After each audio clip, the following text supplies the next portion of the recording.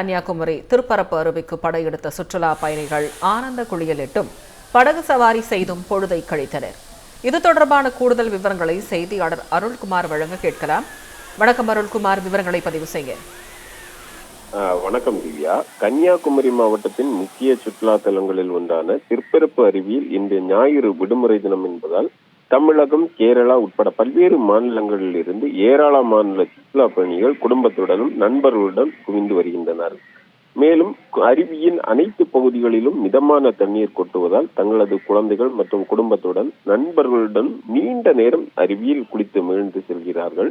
அருகில் உள்ள நீச்சல் குளம் மற்றும் பூங்கா போன்ற பகுதிகளில் நீண்ட நேரம் பொழுதை போக்கி இங்குள்ள இயற்கை அழகையும் ரசித்து செல்ஃபி எடுத்து செல்கின்றார்கள்.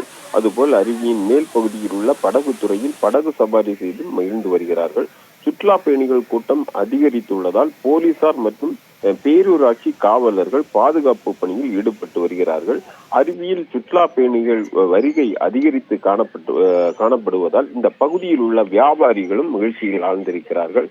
நேற்று விடுமுறை, அதுபோன்று இன்று விடுமுறை, தொடர் விடுமுறை காரணமாக கூட்டம் அதிகமாக காணப்படுகிறது. திவ்யா, விவரங்களுக்கு நன்றி அருள்குமார்.